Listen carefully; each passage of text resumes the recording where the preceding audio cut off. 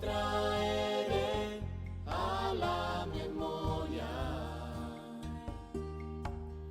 la obra de su Espíritu entre nosotros. La semana pasada estuvimos viendo la introducción al profeta Ezequiel. Es el tercero de los profetas mayores, después de Isaías y Jeremías, y veíamos que era contemporáneo, vivió en el mismo tiempo que el profeta Jeremías, lo único que Ezequiel, todo el ministerio que desarrolló, lo ejerció en la deportación, en el destierro. Y veíamos allí que lo mismo que los otros profetas, que eran predicadores de la palabra, llamando al arrepentimiento, así también Ezequiel es un predicador. Y lo mismo que los otros, Isaías y sobre todo Jeremías, Ezequiel hace uso de los símbolos, es decir, de medios visuales, de medios gráficos para reforzar su mensaje. Y luego también, lo mismo que los otros profetas, Ezequiel va a hacer uso de las ilustraciones o de las comparaciones que son familiares para la gente, para que entiendan bien el mensaje. Ya dijimos en su momento que hay una diferencia entre la manera de expresar o de manifestar las verdades en esa región de la tierra, en esa región del mundo, a como lo hacemos, por ejemplo, los occidentales. Los occidentales tenemos más tendencia a hacer un discurso abstracto, un discurso filosófico, intelectual, a base de nociones y a base de conceptos. Y entonces la desventaja que eso tiene es que la gente, las personas que no están familiarizadas con esa terminología, con esas palabras, pues entonces pueden quedarse a oscuras, sin entender o parte o sin entender nada del mensaje. Mientras que esta forma que ellos tienen de comunicar su mensaje lo puede entender cualquiera, desde un niño pequeño hasta un adulto, desde un intelectual hasta un iletrado, un analfabeto, etc. Porque esa recurrencia a cuestiones que son familiares y que son cercanas a la gente de la vida cotidiana, pues eso indudablemente ayuda a comprender lo que se está transmitiendo.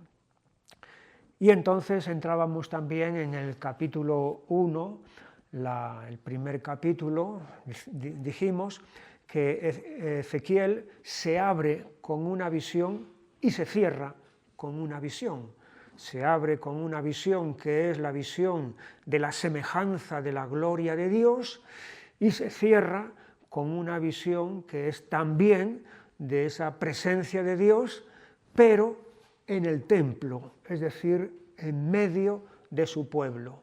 Es decir, si en el capítulo 1 tenemos a Dios solo,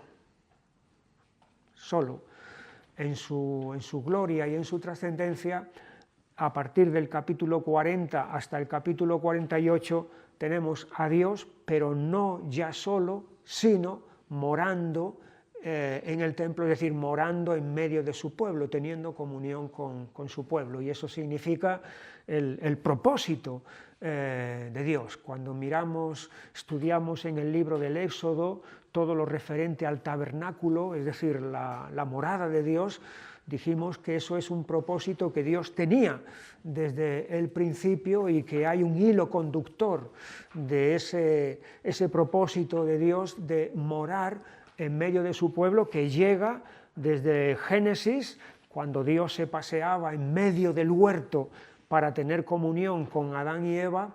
Hay un hilo conductor de ese deseo de tener comunión con los suyos que termina en Apocalipsis, con el capítulo 22, con la ciudad celestial, con la nueva Jerusalén, donde está Dios y el Cordero presentes allí en medio de su pueblo.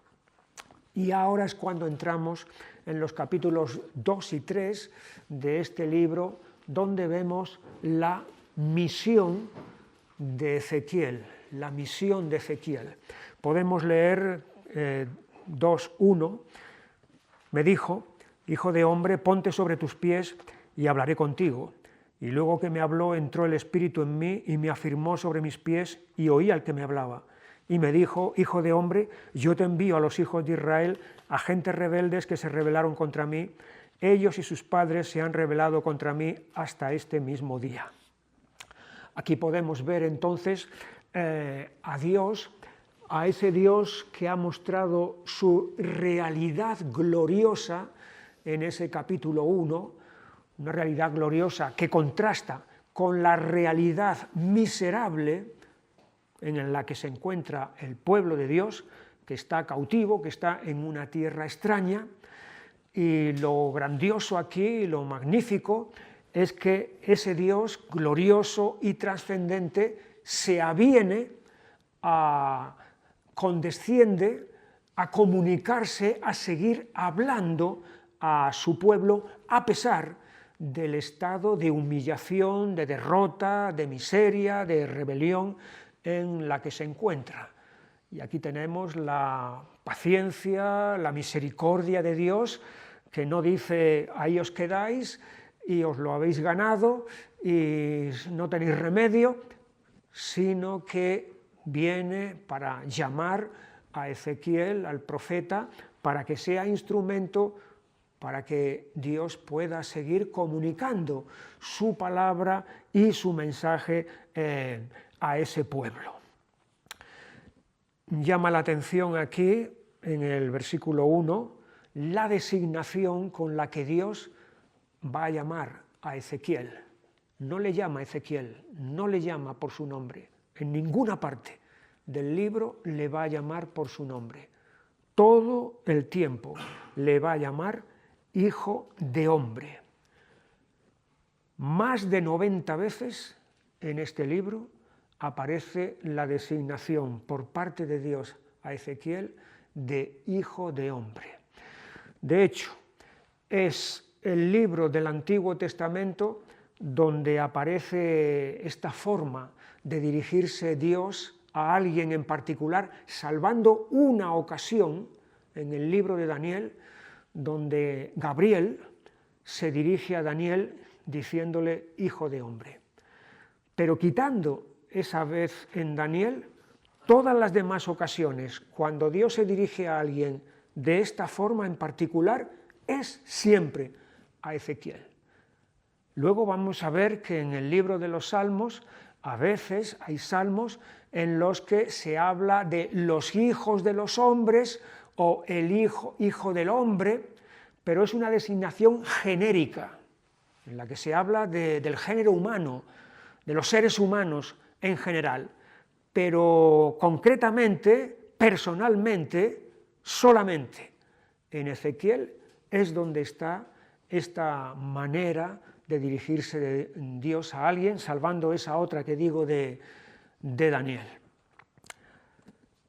Es evidente que esta expresión, hijo del hombre, lo único que significa es un ser humano, un mortal. Y en ese sentido esto sitúa a Ezequiel en el sitio que le corresponde. Pone a Dios en el sitio que le corresponde, como luego vamos a ver con esos dos nombres, Jehová el Señor, que se repiten una y otra vez en el libro de Ezequiel, más que en ningún otro libro de la Biblia. Y hijo de hombre, entonces, pone en su sitio al profeta. No eres más que un ser humano, no eres más que un hijo de Adán, no eres más que un mortal. Hijo del hombre es la designación que luego en el Nuevo Testamento, en los Evangelios, Jesús se va a aplicar a sí mismo, ¿verdad? Muchas veces, el Hijo del Hombre, y en ese sentido lo que Jesús está refiriéndose es a su naturaleza humana, es como uno de nosotros. Pero hay una diferencia con Ezequiel, es que Jesús se aplica muchas veces ese apelativo, Hijo del Hombre, pero no es el único, porque a veces él se aplica a sí mismo la palabra Hijo, referido a Dios, Hijo, referido al Padre. Especialmente en el Evangelio de San Juan, Jesús habla de sí mismo como el Hijo, pero es el Hijo de Dios, es el Hijo del Padre. Y luego también hay gente que se dirige a él como Hijo de David o también Hijo de Dios. Hay varios personajes entonces que están refiriéndose a él de esta manera. Así que hay una diferencia entre Ezequiel y Jesús. Evidentemente, uno es hombre, el otro es hombre. Jesús emplea además esa denominación Hijo del Hombre para hacer subrayar la identificación que él tiene con nosotros.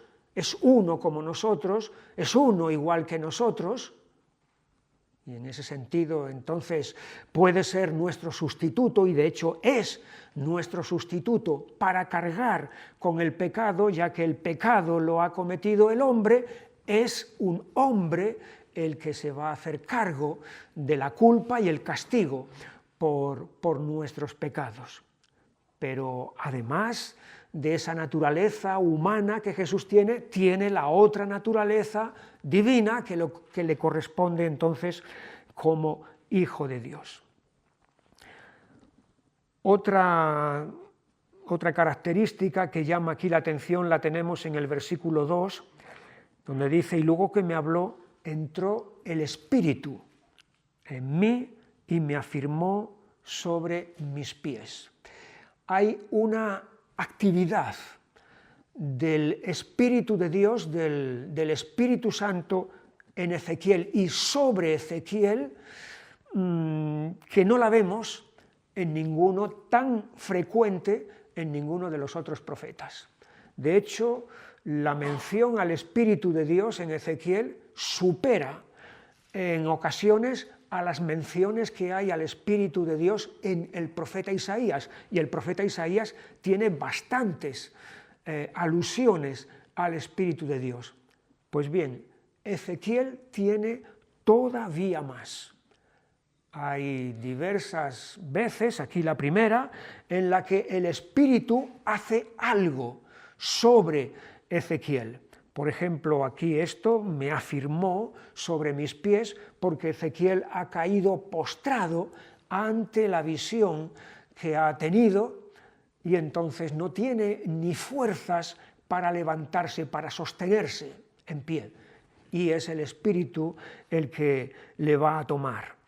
Hay, por ejemplo, en el capítulo 3 y versículo 12, y me levantó el Espíritu y oí detrás de mí una voz de gran estruendo. En el versículo 24, entonces entró el Espíritu en mí y me afirmó sobre mis pies. En el capítulo 8 y versículo 3, y aquella figura extendió la mano y me tomó por las guedejas de mi cabeza, y el Espíritu me alzó entre el cielo y la tierra y me llevó en visiones de Dios a Jerusalén. Aquí ya no es solamente que es que lo pone en pie, lo levanta, sino que aquí es que lo está transportando, literalmente.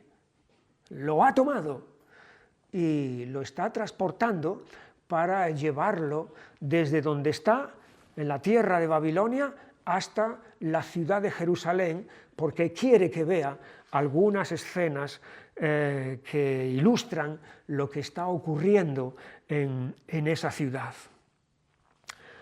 Y como he dicho antes, hay también la mención en el versículo 4, yo pues te envío a hijos de duro rostro y de empedernido corazón, y les dirás, así ha dicho Jehová el Señor. Y aquí tenemos esta combinación de estos dos nombres que son exclusivos de Dios, que aparece, Jehová el Señor aparece en Ezequiel más de 200 veces. Más de 200 veces. continuamente. Vamos a estar viendo esta designación que es mucho más frecuente que en todos los demás libros de la Biblia. Es muy significativo porque aquí están dos nombres que indican la plena soberanía y la plena majestad de Dios, para que no quede ninguna duda, para que no quede ningún resquicio en absoluto de quién es el que está hablando y quién es el que está obrando. Entonces aparecen los dos nombres juntos aquí. Y a continuación es cuando se va a producir el llamamiento de Ezequiel, que es un llamamiento a predicar la palabra. Versículo 3, yo te envío a los hijos de Israel. Y te envío, evidentemente, es para transmitir, para comunicar ese mensaje. Se trata de una misión muy difícil, una misión muy dura, porque el estado del pueblo es de rebeldía total. A pesar del duro correctivo que han recibido ya, lo cual podríamos pensar que esto ha ablandado, ha suavizado, les ha hecho recapacitar, sin embargo, la rebeldía antigua que tenían cuando estaban allí en su tierra sigue persistente todavía ahora que han sido deportados, que han sido desterrados. Esta palabra rebeldía aparece en estos versículos primeros aquí del capítulo 2, nada menos que 8 ocasiones, en 8 ocasiones. Versículo 3. Gentes rebeldes que se rebelaron contra mí, ellos y sus padres se han rebelado contra mí. Vemos aquí la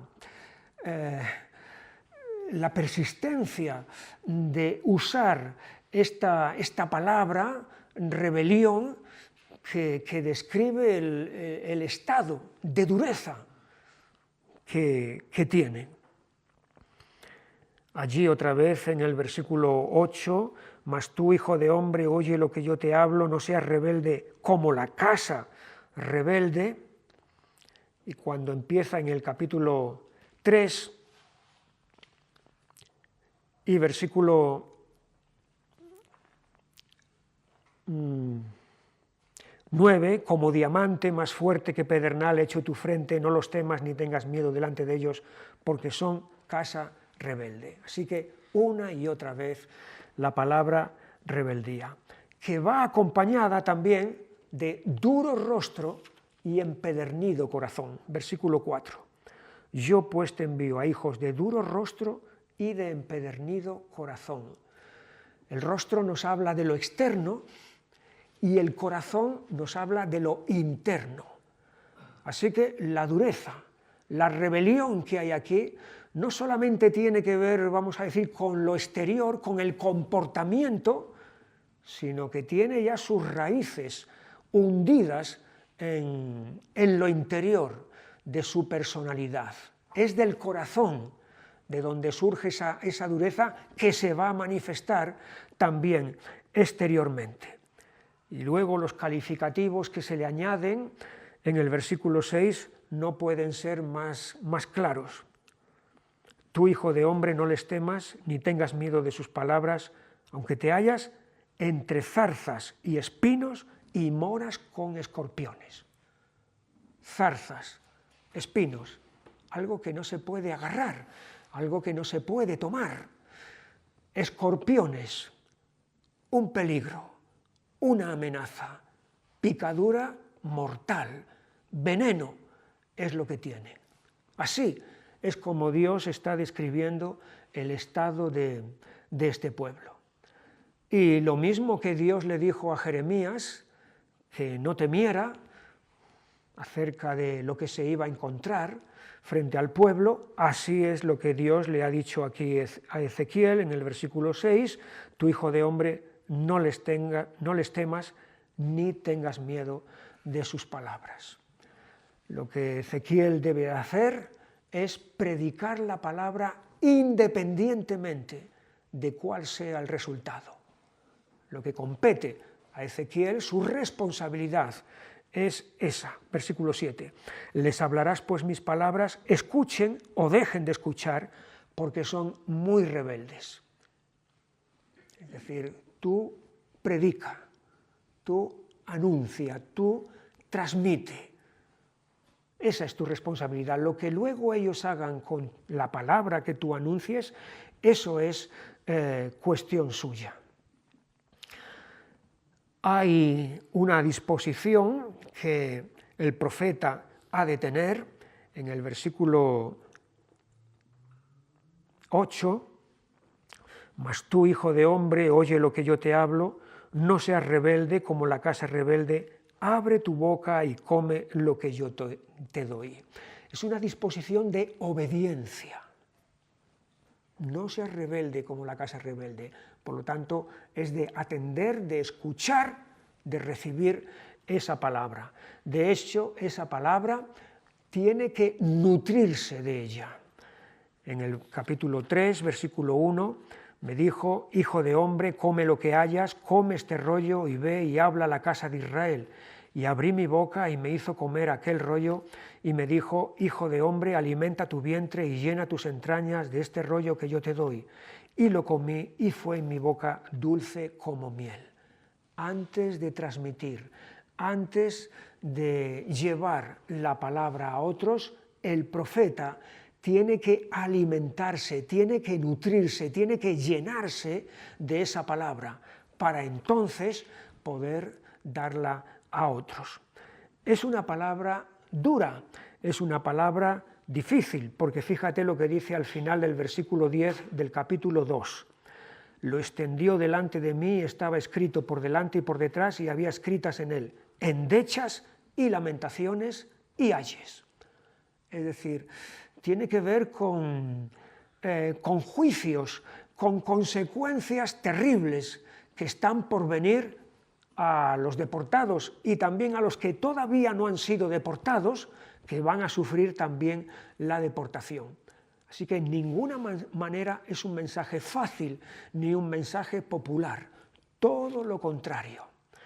Es decir, Ezequiel se encuentra con una audiencia que no quiere escuchar y además tiene que transmitir un mensaje que va en contra de esa audiencia que no quiere escuchar.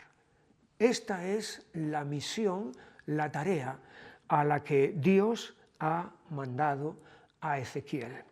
Es interesante en el versículo 3 que a pesar de que ese libro, de que ese mensaje está lleno de endechas, de lamentaciones y ayes, cuando el profeta lo come esa palabra, dice, fue en mi boca dulce como miel. Y así es efectivamente cuando para alguien que ama la palabra del Señor, aunque sea una palabra difícil y dura de digerir, sin embargo, es una palabra dulce. Insisto, para aquel que ama la palabra del Señor. Cuando Dios llama a alguien a una tarea, lo equipa. Cuando Dios llama a alguien a una tarea, lo equipa para esa tarea. Y efectivamente esto es lo que Dios va a hacer aquí con Ezequiel. Capítulo 3, versículo 8. He aquí, yo he hecho tu rostro fuerte contra los rostros de ellos y tu frente fuerte contra sus frentes. Como diamante más fuerte que pedernal he hecho tu frente, no los temas ni tengas miedo delante de ellos, porque son casa rebelde. Dios está equipando aquí a Ezequiel para esa tarea difícil con una fortaleza interior mediante la cual va a poder enfrentar todas las dificultades. Ezequiel, como humano que es, dejado a sus propias fuerzas, fácilmente se vendría abajo y fácilmente renunciaría a algo así, pero Dios lo está equipando precisamente para que pueda realizar, llevar a cabo esa tarea. Hay una advertencia aquí en este capítulo 3, versículo 4. Luego me dijo, hijo de hombre, ve y entra a la casa de Israel y habla a ellos con mis palabras, porque no eres enviado a pueblo de habla profunda, ni de lengua difícil, sino a la casa de Israel. No a muchos pueblos de habla profunda ni de lengua difícil, cuyas palabras no entiendas, y si a ellos te enviara, ellos te oirían. Dios está poniendo aquí la comparación de que en caso de que el profeta tuviera que ir a hablar a un pueblo extranjero, de lengua ininteligible, de lengua incomprensible, sería más fácil, sería mejor, sería más escuchado que este pueblo, que es el suyo, que habla su propio idioma, que habla sus propias palabras. Es una advertencia entonces para decir, mira, esto es lo que te vas a encontrar. Otras tareas a otros pueblos serían mucho más asequibles, serían mucho más llevaderas. La tarea a tu propio pueblo es la tarea más difícil de todas con las que te puedas encontrar. Y ahí están las ilustraciones, como dijimos la semana pasada, del diamante y del pedernal, ilustrativas de la fuerza, de la fortaleza interior con la que Dios va a dotar al profeta para que pueda enfrentar toda esta misión. Después de esto, versículo 15, vine a los cautivos en Tel Aviv que moraban junto al río Quebab y me senté donde ellos estaban sentados y allí permanecí 7 días atónito entre ellos. Una mención solamente para eliminar confusión. La localidad aquí de Tel Aviv no tiene nada que ver con Tel Aviv en Israel. Tel Aviv en Israel fue fundada hace 100 años, es un término que significa colina de la primavera, y está allí, ha sido la capital de Israel, hasta que luego Israel promulgó que es Jerusalén la capital de Israel. Bueno, pero aquí había una Tel Aviv en este momento donde el profeta Ezequiel estaba allí viviendo. Y ahí, con este llamamiento que ha recibido de parte de Dios, es donde se sienta en medio de los cautivos, es decir, en medio de su pueblo que están allí. Y a continuación es donde Dios le dice cuál es la posición que Ezequiel va a ocupar hacia ellos, que es la de ser un atalaya. Ya hicimos mención la semana pasada a esto, allí lo tenemos en el versículo 17, hijo de hombre, yo te he puesto por atalaya a la casa de Israel, oirás pues tú la palabra de mi boca y los amonestarás de mi parte. Cuando yo dijera al impío, de cierto morirás, y tú no le amonestares ni le hablares, para que el impío sea apercibido de su mal camino a fin de que viva, el impío morirá por su maldad, pero su sangre demandaré de tu mano. Si tú callas, te voy a pedir responsabilidad por lo que les ocurra a ellos. Pero si tú les hablas y ellos rehúsan escuchar, la responsabilidad va a ser suya. Todo este capítulo 2 y todo lo que hemos visto del capítulo 3 sobre el llamamiento de Ezequiel a la tarea de predicar la palabra a su pueblo, se puede aplicar igualmente a todo aquel que ahora mismo y a lo largo de la historia y en el futuro es llamado por Dios a predicar la palabra. No es una tarea grata ni es una tarea fácil, es una tarea siempre complicada y siempre difícil, porque las palabras pecado y arrepentimiento, que deben de formar parte del mensaje del predicador, no son las que la gente quiere oír. pero de la misma manera que Dios fortalece aquí a Ezequiel, así también Dios fortalece a quien llama a predicar su palabra y le da todos los recursos espirituales necesarios para llevar adelante toda esa tarea. Pasamos a los capítulos 4 y 5, que los he titulado Paciencia y Sentencia.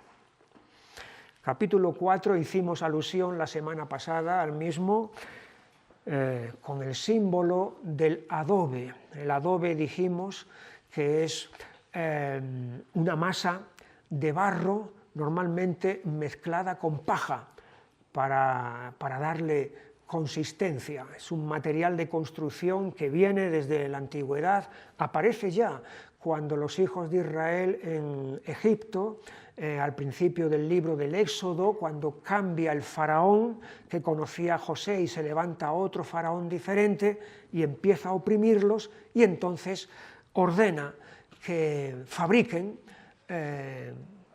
masa de adobe, masa de barro y ladrillo para la construcción de diversas ciudades.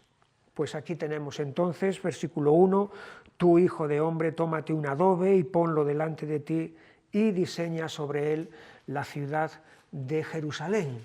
Entonces hace como un dibujo, un croquis de esa ciudad para ilustrar el asedio a la cual va a ser sometido por el ejército caldeo. Esas dificultades propias del asedio se aprecian en lo que ya dijimos también la semana pasada, la escasez de la comida, versículo 10, la comida que comerás será de peso de 20 siclos al día, que eran 200 gramos, de tiempo en tiempo la comerás y beberás el agua por medida, la sexta parte de un hin, de tiempo en tiempo la beberás. Y luego en otros detalles, como tenemos en el versículo 12, beberás el agua por medida, la sexta parte de un hin, y comerás pan de cebada cocido debajo de la ceniza y lo cocerás a vista de ellos al fuego de excremento humano. Es algo repulsivo, es algo asqueroso el tener que recurrir a este combustible para elaborar el pan, pero es que no va a haber otra cosa, no va a haber madera entonces para realizarlo. Y hay un gesto que Dios le manda al profeta que realice, que lo tenemos en el versículo 4, y tú te acostarás sobre tu lado izquierdo y pondrás sobre él la maldad de la casa de Israel. El número de los días que duermas sobre él llevará sobre ti la maldad de ellos. Yo te he dado los años de su maldad por el número de los días, 390 días, y así llevarás tú la maldad de la casa de Israel. 390 días que simbolizan los 390 años que Dios ha tenido que estar soportando a la casa de Israel. 390 años, aquí ahora mismo estamos aproximadamente en el año 592 a.C. Si echamos 390 años atrás, nos vamos hasta el reinado de Salomón, hasta el final del reinado de Salomón. Es decir, hasta la apostasía de Salomón, cuando se va a producir la división del reino, va a ascender al trono en el reino del norte Jeroboam y va a fabricar toda aquella religión a su medida. Bueno, durante 390 años Dios ha estado soportando toda esa rebelión, todo ese pecado, lo cual ilustra la paciencia que Dios ha tenido para con ese reino. No ha sido una semana, no ha sido un mes, no ha sido un año, no ha sido una generación, han sido 390 años, es decir, todo el ciclo, desde la apostasía de Salomón hasta ahora, Dios ha estado soportando, sobrellevando esto. Entonces, lo que le pide al profeta es que se duerma, cada vez que se acueste de su lado izquierdo durante 390 días. No puede ponerse así y no puede ponerse del lado derecho, solamente del lado izquierdo. Es muy incómodo, ¿verdad? Produce un malestar muy grande, no ya solamente psíquicamente, que no puedes descansar bien, sino incluso físicamente. Me acuerdo cuando me operaron, que la primera noche la pasé en la UCI, y entonces como estaba lleno de cables, pues me dijeron las enfermeras que no me podía mover. Y entonces estuve toda la noche así, sin moverme, sin dormir, pero no me importó. Era tan importante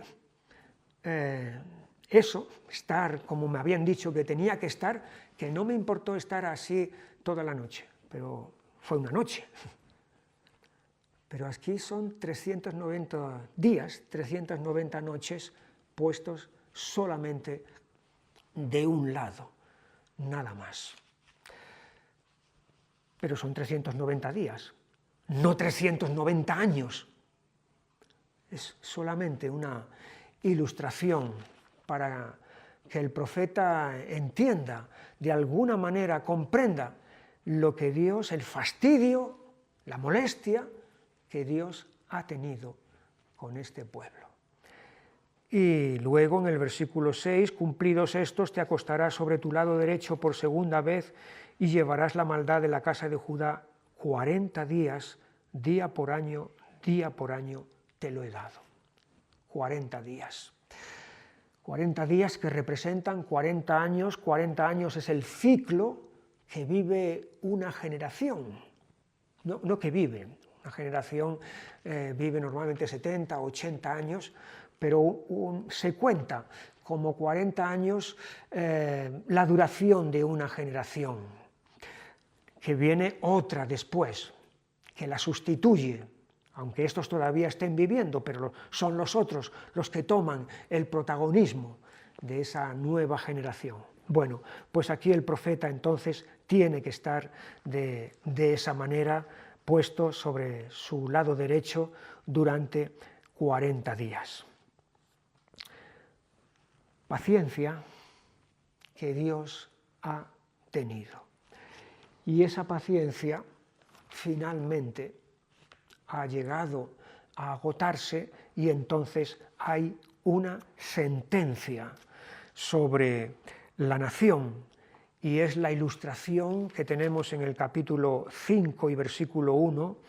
Tú, hijo de hombre, tómate un cuchillo agudo, toma una navaja de barbero y hazla pasar sobre tu cabeza y tu barba, toma después una balanza de pesar y divide los cabellos. En el mundo antiguo, el hecho de raparse totalmente la cabeza era un acto de humillación. Era un acto que se realizaba cuando había pasado algo muy fuerte, muy grande, de quebrantamiento. Por ejemplo, en el libro del profeta Isaías, en el capítulo 22 y versículo 12, dice: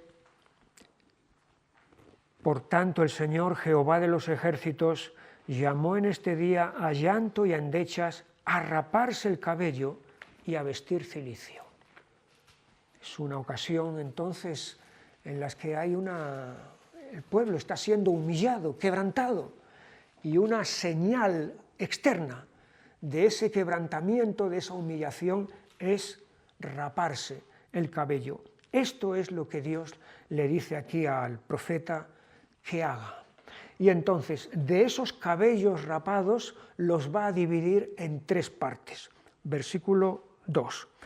Una tercera parte quemarás a fuego en medio de la ciudad cuando se cumplan los días del asedio, y tomarás una tercera parte y la cortarás con espada alrededor de la ciudad, y una tercera parte esparcirás al viento, y yo desenvainaré espada en pos de ellos.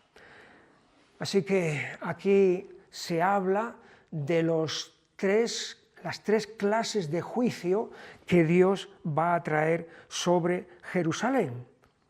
Hay una tercera parte que es consumida por el fuego, otra que es consumida por la espada y la otra que es llevada al destierro. En el versículo 12, una tercera parte de ti morirá de pestilencia y será consumida de hambre en medio de ti, una tercera parte caerá espada alrededor de ti, y una tercera parte esparciré a todos los vientos, y tras ellos desenvainaré espada. Paciencia y sentencia. Y todo ello a causa del pecado. Versículo 5. Así ha dicho Jehová el Señor, esta es Jerusalén, la puse en medio de las naciones y de las tierras alrededor de ella, y ella cambió mis decretos y mis ordenanzas en impiedad más que las naciones, y más que las tierras que están alrededor de ella, porque desecharon mis decretos y mis mandamientos y no anduvieron en ellos. Así que toda esta sentencia tan dura que Dios está dando tiene como causa el pecado de la nación representada en la ciudad. Hay una palabra que aquí va a aparecer y que va a ser recurrente también a lo largo de este libro. La tenemos en el versículo 9. Y haré en ti lo que nunca hice, ni jamás haré cosa semejante a causa de todas tus abominaciones. La palabra abominación se repite en Ezequiel hasta en 43 ocasiones. Abominación, para describir al pecado, para describir lo repulsivo del pecado. Una cosa abominable es una cosa repulsiva, asquerosa, ¿verdad? Eso es lo que significa la abominación. Pues bien, así es como Dios califica al pecado, como Dios ve al pecado. Otra vez en el versículo 11 de este capítulo 5, por tanto vivo yo, dice Jehová el Señor, ciertamente por haber profanado mi santuario con todas tus abominaciones, te quebrantaré yo también, mi ojo no perdonará, ni tampoco tendré yo misericordia. Paciencia y sentencia. Saltamos al capítulo 6.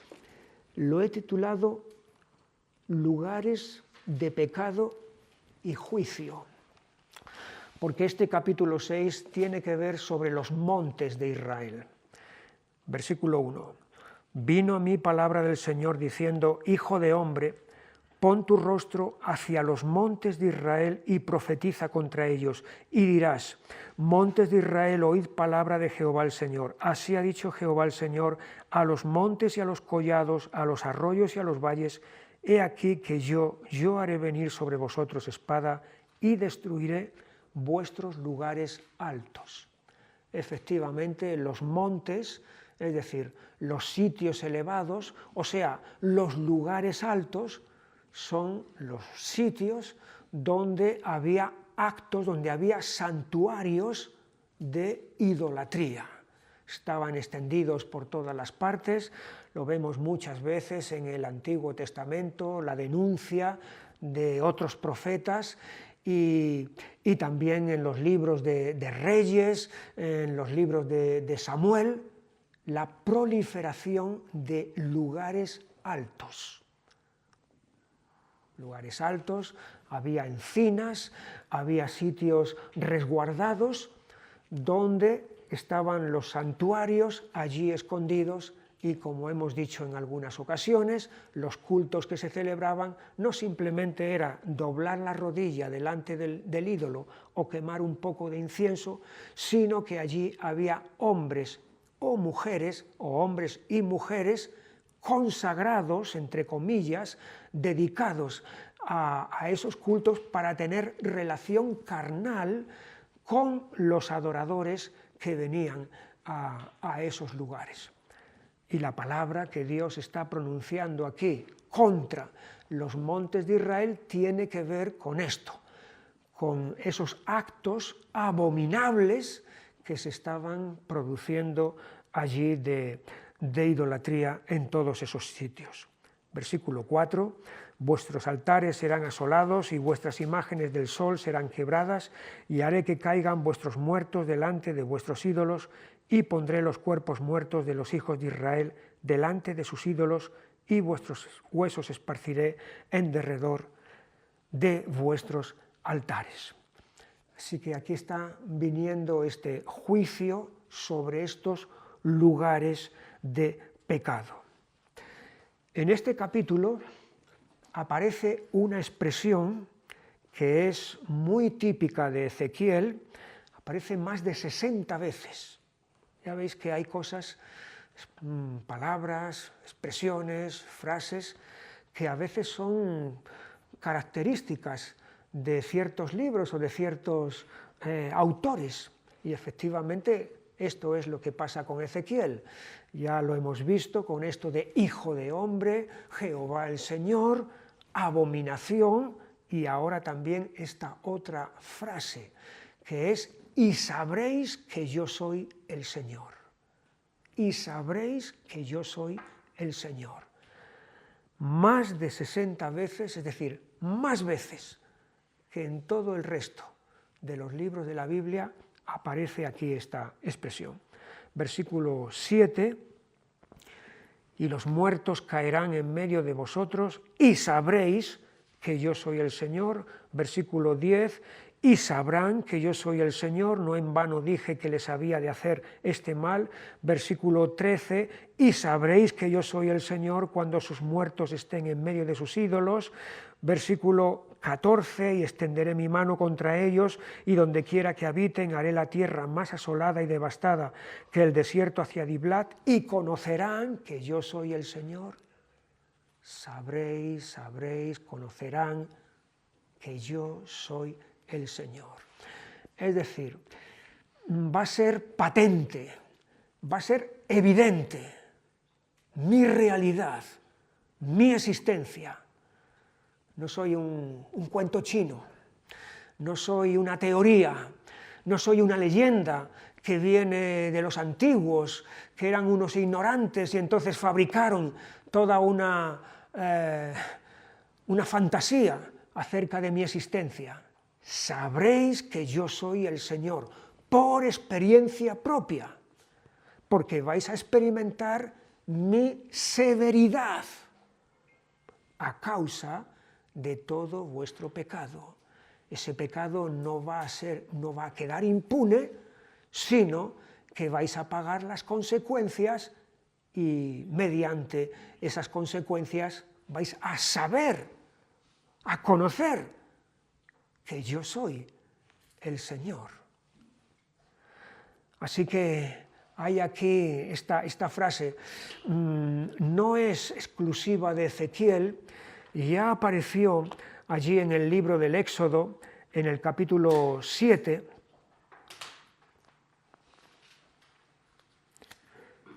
y versículo 4, cuando Dios manda a Moisés y a Aarón que vayan ante Faraón y les diga que dejen salir a los hijos de Israel de Egipto.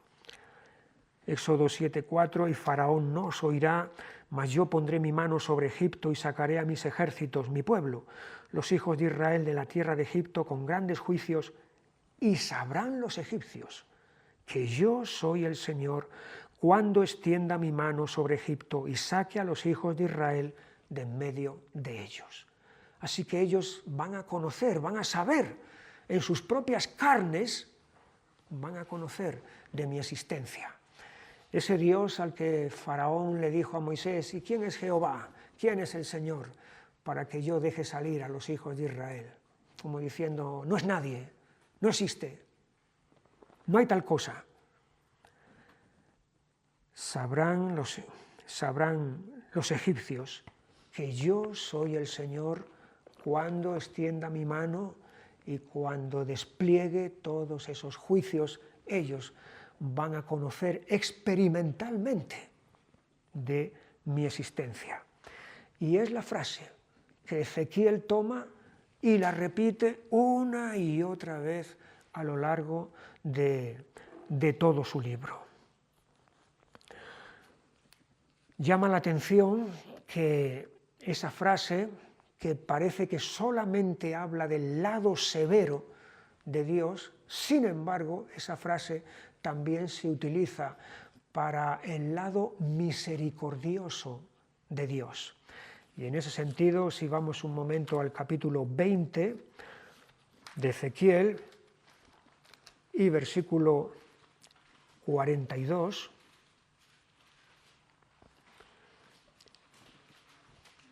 y sabréis que yo soy el Señor cuando os haya traído a la tierra de Israel, la tierra por la cual alcé mi mano jurando que la daría a vuestros padres.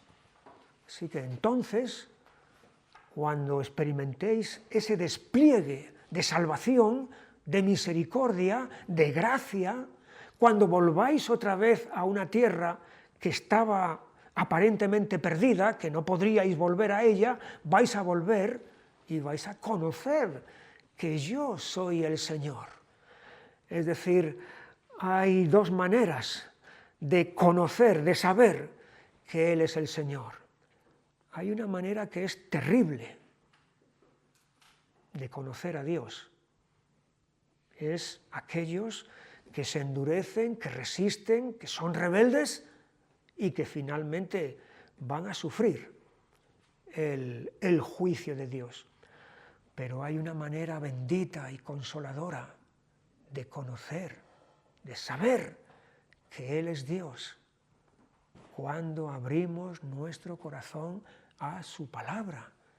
Y esa palabra trae en nosotros vida y salvación.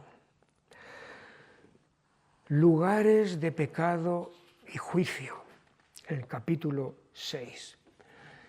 Pero llama la atención que en medio de toda esta destrucción, Dios promete que va a dejar un resto de supervivientes. Versículo 8, estamos en el capítulo 6. Mas dejaré un resto, de modo que tengáis entre las naciones algunos que escapen de la espada cuando seáis esparcidos por las tierras.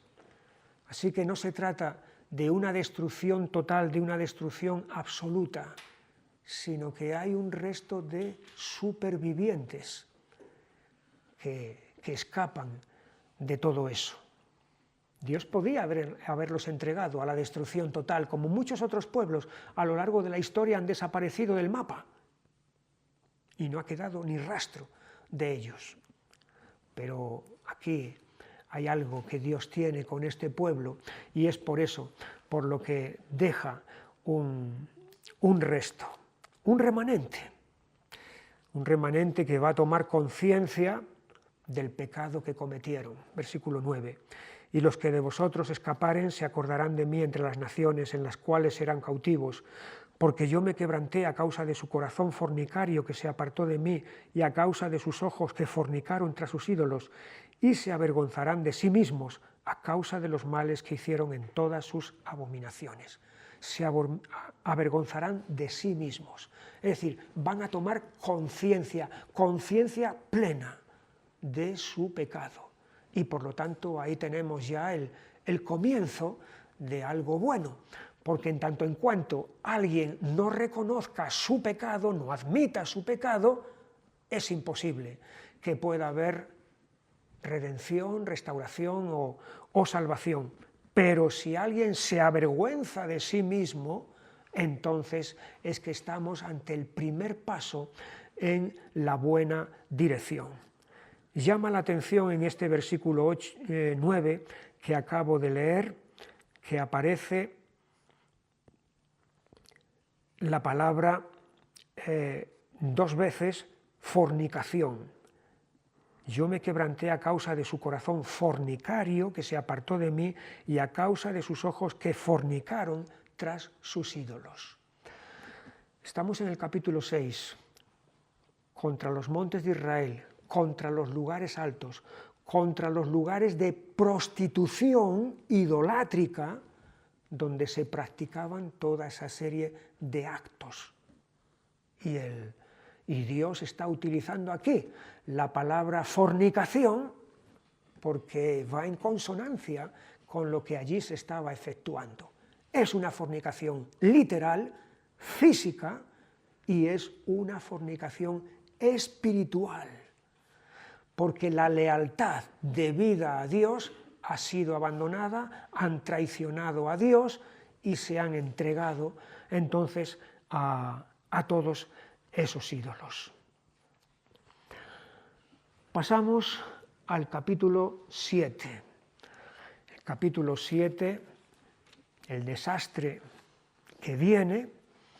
Si los capítulos 4 y 5 anuncian el asedio y las calamidades que van a venir sobre Jerusalén, el capítulo 6 anuncia el juicio de Dios sobre los montes de Israel, el capítulo 7 ya habla acerca de todo el reino. No simplemente de ciertos lugares, no simplemente de la capital, sino de todo el reino.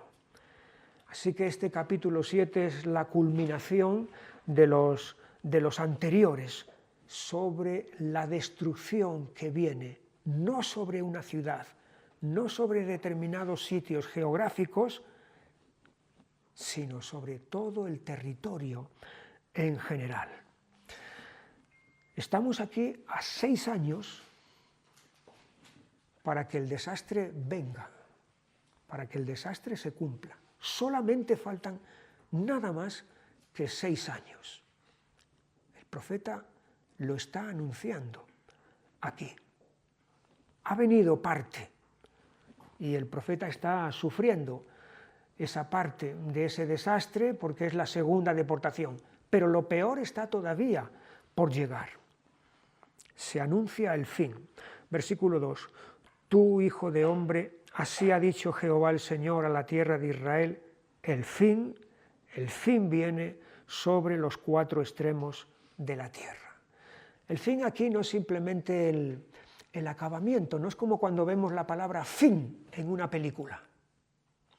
Porque a veces esa palabra fin, la escena anterior es una escena muy amable, es una escena muy agradable. La película ha terminado bien. Es posible que hayan pasado cosas desastrosas, cosas malas a lo largo del film, pero al final resulta que todo ha terminado bien. Y entonces ese fin es un buen fin. Pero el fin del que se está hablando aquí es una destrucción que viene sobre la tierra. Versículo 3, ahora será el fin sobre ti, enviaré sobre ti mi furor y te juzgaré según tus caminos y pondré sobre ti todas tus abominaciones. Ese fin, como vemos aquí en este versículo 3, es un mal. Versículo 5, así ha dicho Jehová el Señor, un mal, he aquí que viene un mal. La palabra viene, el verbo venir, se repite una y otra vez en este capítulo. Ya lo hemos visto en el 2, el fin viene. Versículo 5, he aquí que viene un mal. Versículo 6, viene el fin viene, se ha despertado contra ti, he aquí que viene. Versículo 7, la mañana viene para ti. Versículo 10, he aquí el día, he aquí que viene. Versículo 12, el tiempo ha venido. Viene. ¿Por qué tantas veces repetir el mismo verbo? Porque está indicando la inevitable llegada de este desastre. De ahí la repetición de esta palabra para que entre, para que se meta en las mentes y en los corazones de los que están escuchando. No es una posibilidad, no es un tal vez, a lo mejor. Viene. Que no quepa ninguna duda. Esto va a ocurrir, la inevitable llegada de algo terrible.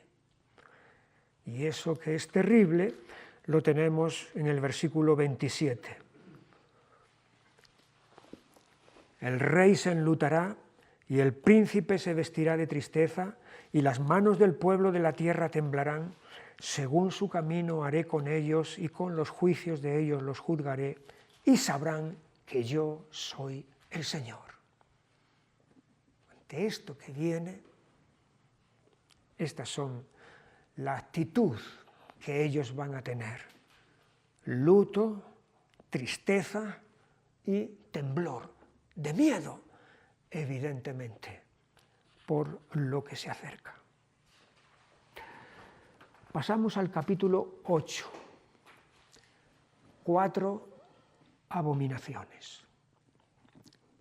4 abominaciones que el profeta ve que están ocurriendo en Jerusalén, en el templo.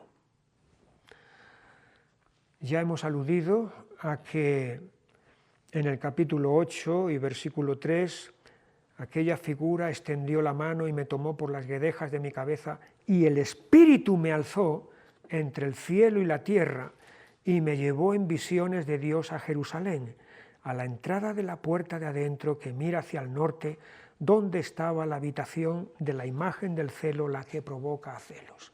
El profeta ha sido transportado, y transportado físicamente, de un sitio a otro. Desde la zona de Babilonia donde está, ha ido hasta Jerusalén, porque Dios quiere mostrarle cuál es la realidad de la ciudad, cuál es la realidad en el sitio más santo, en el sitio más sagrado. Si esa es la realidad en el sitio más sagrado, imagínate cuál será en los demás sitios. Y la realidad entonces son 4 escenas que Dios le muestra al profeta. La primera es esta que tenemos aquí, al final del versículo 3, a la entrada de la puerta de adentro que mira hacia el norte, donde estaba la habitación de la imagen del celo, la que provoca celos. Y luego en el versículo 5 otra vez, y me dijo: hijo de hombre, alza ahora tus ojos hacia el lado del norte, y alcé mis ojos hacia el norte, y aquí al norte, junto a la puerta del altar, aquella imagen del celo en la entrada. Estamos en el templo, junto a la puerta del altar de los holocaustos que estaba en el atrio. Y allí mismo hay una imagen que la llama imagen del celo. O sea, imagen de la provocación. Porque aquí se trata de un ídolo que han puesto allí mismo. No sabemos a qué ídolo se refiere. No sabemos si es una figura de Baal o es una figura de Asera o otra figura, pero lo que sí es cierto es que es una imagen, una talla que han fabricado, y no está en una esquina de Jerusalén, en una calle por ahí, escondida o en una casa particular. No, está en la misma casa de Dios. Allí es donde está esta efigie. Primera abominación de lo que está ocurriendo allí. La segunda la tenemos en el versículo 9, me dijo luego, o mejor 7, y me llevó a la entrada del atrio, y miré, y aquí en la pared un agujero, y me dijo: hijo de hombre, cava ahora en la pared, y cavé en la pared, y aquí una puerta.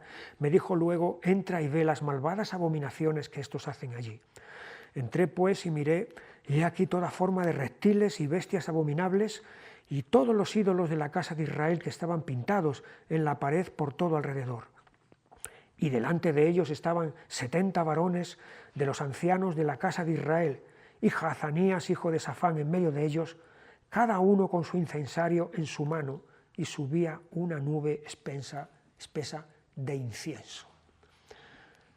Antes estaba una imagen, pero ahora lo que hay son pinturas, imágenes pintadas, como vemos aquí, reptiles, bestias abominables, en Egipto, en Canaán. Estos pueblos adoraban a animales. Y aquí es lo que estos están haciendo, precisamente. Lo mismo que los paganos estaban haciendo. De hecho, para darle todavía más realce al acto, están con incensarios en la mano, es decir, quemando incienso, que es algo exclusivo para Dios, es un acto de adoración. Y esto es lo que esta gente está haciendo aquí. Y no son cualquiera. 70 varones de los ancianos de la casa de Israel. Es decir, son gente representativa, son gente con una posición, con un cargo, son gente importante. Esos están haciendo esto. Tercera abominación, versículo 13, me dijo después, vuélvete aún, verás abominaciones mayores que hacen estos. Y me llevó a la entrada de la puerta de la casa del Señor, que está al norte, y he aquí mujeres que estaban allí sentadas endechando a Tamuz. Es un culto que tiene que ver con un ídolo propio de Babilonia. Tamuz es el mismo nombre que Dumuzi, que aparece en muchas tablillas cuneiformes que luego se han descubierto en las excavaciones que se han realizado en aquellos sitios, y era un ídolo que supuestamente moría durante los meses de junio y julio, de la misma manera que muere la vegetación, para luego otra vez revivir en la época de las lluvias. Es decir, es un mito, es una leyenda basada en fantasías humanas, nada más, y esto es lo que estas mujeres aquí están dando culto a este ídolo. Tercera abominación, y vamos a la cuarta, que la tenemos en el versículo 15. Luego me dijo, ¿no ves, hijo de hombre? Vuélvete aún, verás abominaciones mayores que estas. Y me llevó al atrio de adentro de la casa del Señor, y he aquí junto a la entrada del templo del Señor, entre la entrada y el altar, como 25 varones, sus espaldas vueltas al templo del Señor, y sus rostros hacia el oriente, y adoraban al sol postrándose hacia el oriente. Aquí es a una criatura a la que se está adorando, el sol. Una cosa que Dios ha creado, es a esa cosa, a esa criatura a la que ellos están adorando. Y es significativa la postura en la que están. Están vueltas sus espaldas al templo de Dios. Es decir, dándole la espalda a Dios y mirando al sol. Sus rostros hacia el oriente y además el gesto de estar postrados, es decir, el gesto típico de adoración. Una efigie, una estatua, unas pinturas, un mito, una criatura. Todo esto, todo este es el culto que se está dando en el templo. El templo está saturado de idolatría. Por lo tanto, el culto a Dios está ausente. Esa es la realidad que Dios quiere mostrarle al profeta de lo que está sucediendo allí. Es una idolatría colectiva. Los de arriba ancianos y los de abajo, hombres y mujeres. Es una idolatría global, es el pueblo, gobernantes y gobernados, los que están participando en todo esto. Podemos tocar el capítulo siguiente. Después de las 4 abominaciones del capítulo 8, pasamos al capítulo 9, el juicio de Dios sobre su casa, sobre el templo. Es lógico, es lógico. Ante todas estas provocaciones que está habiendo, entonces vienen las consecuencias, viene el juicio de Dios sobre su casa. No hay acepción de personas para con Dios. No es decir, bueno, como es mi casa, lo hago en otras partes, pero en mi casa no, mi casa la respeto. No hay acepción de personas para con Dios. Y aquí tenemos cómo la gloria de Dios, la presencia de Dios, esa que ha visto el profeta Ezequiel allí en Babilonia, que estaba aquí también en el templo, capítulo 8 y versículo 4, he aquí, allí estaba la gloria del Dios de Israel, como la visión que yo había visto en el campo, allí estaba. Esa presencia de Dios se va a ir retirando, se va a ir apartando paulatinamente, distanciándose cada vez más. Capítulo 9 y versículo 3. Y la gloria del Dios de Israel se elevó de encima del querubín sobre el cual había estado al umbral de la casa. Así que hay aquí un desplazamiento que va a ser consecutivo, que va a ser paulatino. Y en ese sentido eso es lógico.